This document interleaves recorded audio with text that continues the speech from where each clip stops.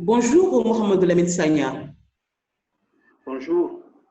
Auteur du livre Cornel West, une pensée rebelle, violence, racisme et religion en Amérique, ouvrage dans lequel vous commentez et analysez les causes profondes de la violence aux États-Unis contre les Afro-Américains, notamment à l'aune des écrits du philosophe Cornel West, le meurtre de George Floyd, précédé par d'autres cas similaires, ne vous surprend pas puisque les germes de cette violence contre cette catégorie de citoyens sont toujours présents aux États-Unis. Oui, il est clair que le décès de George Floyd fait partie d'une longue lignée de violence subie par le peuple américain qui ne date pas de maintenant. Je veux dire que les bases fondamentales de la violence américaine est à voir dans la mise en œuvre de l'esclavage et ensuite du Jim Crow, la séparation des races. Et puis, de toute façon, l'histoire des États-Unis s'est constituée autour de la violence. Cette violence-là, on peut l'analyser de différentes façons.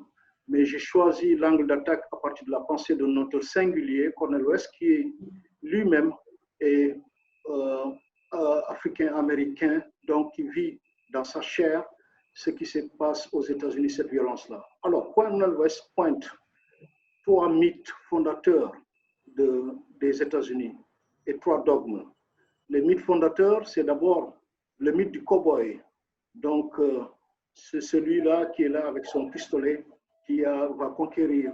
Le mythe de la suprématie raciale, de l'idéologie suprémaciste raciale, c'est-à-dire qu'on considère que le blanc est supérieur à l'homme noir. Et le troisième mythe, c'est le mythe des États-Unis comme pays de toutes les opportunités. En réalité, c'est des opportunités pour une catégorie de la population. Ouais. Alors, autour de ces trois mythes, il pose trois dogmes. Les trois dogmes sont, premièrement, l'intégrisme de l'économie de marché. Tout doit se faire autour du marché, de l'argent. Et puis, il y a aussi le dogme du militarisme qui s'inspire donc du mythe du cow-boy. Et c'est pour cela qu'on peut comprendre la police américaine à partir de la militarisation qu'on a fait de la police américaine. Et ensuite, le mythe de l'autoritarisme qui est très renforcé, notamment sous le magistère de Trump. Donc, si on tient compte de ces trois mythes fondateurs et trois dogmes que je viens de citer, il dit que tout ça est mélangé dans ce qu'il appelle le nihilisme. Il faut entendre le nihilisme chez Cornel West ici, le fait de considérer l'autre comme rien. C'est-à-dire que dans le nihilisme de l'Amérique, on retrouve trois formes de nihilisme qui consistent d'abord un nihilisme paternaliste. Par exemple, chez le Parti républicain, on le note très souvent, ils ont ce rapport paternaliste aux populations noires. Il y a le nihilisme sentimental, notamment dans la classe des intellectuels, des journalistes, qui ont une sorte de compassion, comme si on s'occupait des petits-enfants noirs. Et enfin, il y a le nihilisme religieux, incarné notamment par l'évangélisme de droite. Et ce qui fait que ces trois mythes, ces trois dogmes et ces trois formes de violence sont constitutives de l'Amérique. Dites-nous, M. Sagna, comment maintenant sortir de la violence et du racisme qui semble structurel, qui est structurel et idéologique et qui sévit dans une Amérique avec ses nombreuses contradictions? Oui, disons qu'on ne peut pas sortir de la violence aux États-Unis si on ne s'attaque pas donc aux trois mythes fondateurs dont je parlais tout à l'heure, aux trois dogmes et des formes de nihilisme. Cela s'explique qu'il faudrait d'abord une critique et une autocritique. D'abord, faire la conversation, avoir une conversation autour de la démocratie, entendre d'autres voix, et à partir de ce moment-là, on pourra regarder ensemble la vérité, dire la vérité, et à partir de ce moment, on peut peut-être, ce que Cornel West dit, on peut s'inspirer chez le peuple du blues. Le peuple du blues étant le peuple des Noirs américains, c'est-à-dire des gens, parce que le blues est caractérisé par une sorte de peine, de drame qu'on vit, mais en même temps, c'est de chanter sur cette peine. Donc, c'est une situation de tragicomédie. C'est-à-dire, à partir de l'expérience que je vis, pour la dépasser, je vais m'inspirer donc de l'amour. L'amour est fondamental pour pouvoir sortir du cycle de la violence. Et donc, il dit On que sait par quand ailleurs que les problèmes liés au racisme, à la discrimination, on en voit aussi en Afrique. La xénophobie aussi, c'est ce qui s'est passé, comme ce qui s'est passé l'année dernière en Afrique du Sud contre les Nigérians. Qu'est-ce qui explique, selon vous, les limites ou les difficultés dans la mise en œuvre et le respect des textes, conventions, traités au niveau national, mais aussi au niveau international, auxquels la grande majorité des États ont quand même souscrit?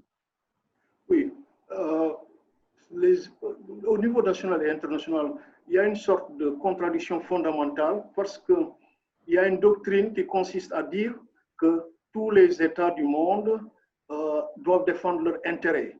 Or, si on reste précisément dans l'intérêt utilitariste, qu'est-ce qui se donne à voir? C'est-à-dire que je vais tout voir, je vais agir en fonction de l'intérêt. Donc, c'est pour cela, pour sortir de la violence, c'est ce que j'allais dire, il faudrait aussi s'attaquer à la structure fondamentale qui est l'intégrisme de marché, la question de l'utilitarisme, de l'intérêt. Parce que dès lors qu'on reste dedans, on ne peut pas dépasser, avoir plus haut les droits par rapport à ces conditions-là.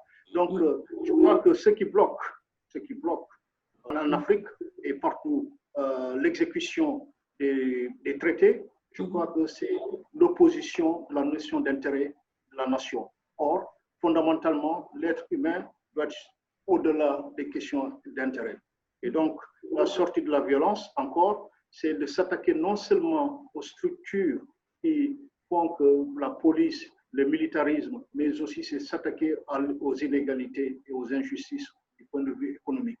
Et à partir de ce moment-là, avoir une vision de ce que c'est être humain et de ce que c'est vivre ensemble. Et pour cela, il faudrait dépasser les intérêts particuliers. Des observateurs ont par ailleurs dénoncé le mutisme des dirigeants africains au lendemain du meurtre de George Floyd. Qu'est-ce qui peut expliquer ce silence, à votre avis? Ce silence, je crois que c'est parce que nos chefs d'État, nos dirigeants, en réalité, ont une sorte de complexe parce que s'il y avait des gens qui devaient réagir en premier, ça devait être les dirigeants africains. Parce que historiquement, les Noirs américains et les combattants de l'indépendance de l'Afrique ont travaillé ensemble, ne serait-ce que le mouvement panafricaniste, ne serait-ce que le rôle de Harlem Renaissance par rapport à la négritude, ne serait-ce que, comment s'appelle, Dubois et les autres, comment ils ont lutté pour l'indépendance, les luttes que les Noirs américains ont effectuées par rapport à la lutte contre l'apartheid. Et tout ça, en plus, ils viennent de l'Afrique. Ils ont été kidnappés de l'Afrique. Et je pense que c'est vraiment dommage qu'ils ne réagissent pas parce que simplement, ils ont peur. Peut-être qu'ils ont peur des représailles des États-Unis. Or, à un certain moment de l'histoire, il faut savoir affirmer la vérité et la dire, quelles que soient les conséquences. À mon avis, c'est cela qui explique le mutisme, c'est que des questions d'intérêt économique encore, on revient là-dessus. Donc, si on ne dépasse pas ces conditions-là, enfin, ces préoccupations utilitaristes, on va toujours rester vraiment hors champ par rapport à l'histoire du monde.